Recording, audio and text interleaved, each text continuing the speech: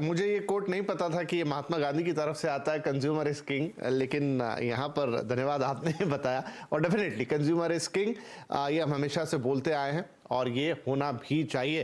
दुग्गल साहब, एक interesting point मुझे इसमें लगा फ्लैग ऑफ वाला। देखिए, अभी भी देश की कई नामी गिरामी ऑनलाइन वेबसाइट जो हैं उनमें ढेरों रिव्यूज़ छपते हैं। वो दावा भी करती हैं कि हमारे पास बहुत टेक्नोलॉजी है, हमने एक बड़ी मैन पावर भी लगा रखी है जहां पर हम फर्जी रिव्यूज़ को निकालते हैं, लेकिन बावजूद उसके आप अगर ध्यान से देखें तो समझ जाएंगे कि ये रिव्यू जो लिखे हैं या तो पेड हैं या फर्जी हैं। अब हो सकता है उनका मैकेनिज्म उतना स्ट्रांग ना हो या अभी भी लूपहोल्स बाकी हों।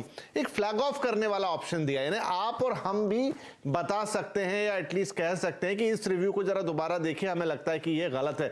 क्या इससे एक थोड़ा बेहतर होगा? ठीक है, कंपनी का अपना सिस्टम है, लेकिन आप हमें भी अगर ये मौका मिलता है कि हम थोड़ा फ्लैग ऑफ करें चीजों को, शायद वो ज्यादा एक बेहतर तरीका होगा। मुझे लगता है फ्लैग ऑफ करने की जो सुविधा है एक बहुत ही अच्छा सरल कदम है।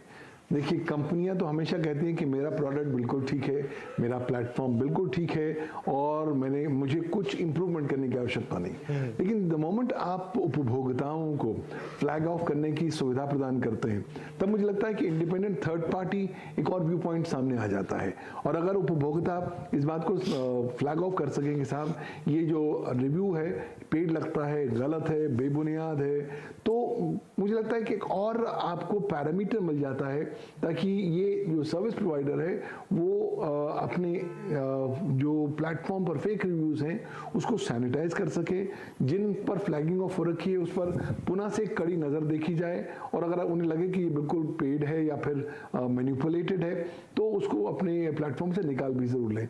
अधिकांश सर्विस प्रोवाइडर्स भूल जाते हैं कि जब कोई व्यक्ति आपके यहाँ झूठा या फेक रिव्यू लिखता है जो सत्य से परे है, तो वो इलेक्ट्रॉनिक फोर्जरी करता है, जो स्वयं अपने आप में एक दंडनीय अपराध बन जाता है धारा 468 में, जिसमें 7 साल की सजा है और जुर्माने का प्रावधान है। जब इस प्रकार का रिव्यू का मुख्य उद्देश्य होता है कि आप लोगों को चीट कर सके, गुमराह कर सके, तो कहीं ना कहीं ये फीचर अच्छा है क्योंकि आपको इंडिपेंडेंट थर्ड पार्टीज की तरफ से एक और एलिमेंट सामने आ रहा है।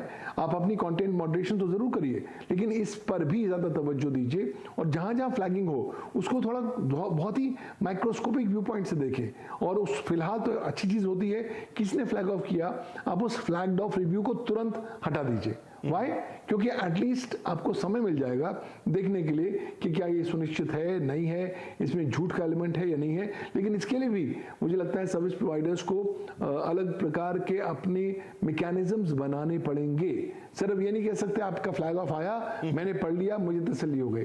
भाई आप उसे इन्वेस्टिगेशन करेंगे, आप जिसे रिव्यू लिखा है उसको आप क्वेश्चनर भेजेंगे, उससे पूछेंगे आप बताइए, सबूत दिखाइए। अब अधिकांश एक होटल क्या करते हैं, झूठे रिव्यूज लिख देते हैं कि मैं यहाँ आया, बहुत अच्छा लगा, खाना बहुत बढ़िया था। अरे भाई बताइए, आप खाना खाने गए थे तो उसकी पर्ची आपके पास होगी, आपने कितने पैसे पे कर दिए, कहाँ खाना खाया, कुछ अगर आप जैसे कोरॉबरेटिव एविडेंस मांगना शुरू करेंगे तो आप पाएंगे अधिकांश से फेक रिव्यूज हैं उनके साथ कोरॉबरेटिव एविडेंस कुछ मिलना नहीं है, और वो एक बहुत अच्छा टूल बन जाता है जिसके माध्यम से आप इस तरह के रिव्यूज को अपने सिस्टम से, अपने प्लेटफॉर्म से हटा सकते हैं। तो अल्टीमेटली सैनिटाइजेशन की ओर में एक अच्छा कदम रहेगा। राइट, तो चलिए यहाँ पर एक वक्त हो गया छोटे से ब्रेक का, लेकिन ब्रेक के बाद थोड़ा बातचीत को और आगे बढ़ाएंगे कि अब हम पूरी तरह से डिजिटल दुनिया में हैं। चाहे आप सोशल मीडिया प्लेटफॉर्म्स की बात कर लीजिए, वहाँ पर भी बहुत फर्जीवाड़ा रहता है, फॉलोअर्स में, इसमें उसमें, तमाम चीज़ों में। और जो डिजिटल शॉपिंग है या आप कुछ भी परचेज कर रहे हैं वहाँ पर रिव्यूज़ में फर्जीवाड़ा, तो आपके इसके लिए एक अच्छे और कड़क कानून की ज़रूरत है। शुरुआत जैसे हमारे एक्सपर्ट कह रहे हो गई, लेकिन कितना और इम्प्रूवमेंट चाहिएगा और कितनी जल्दी चाहिएगा, ये बड़े अहम सवाल होंगे। ब्रेक के बाद इन्हीं को उठाएंगे।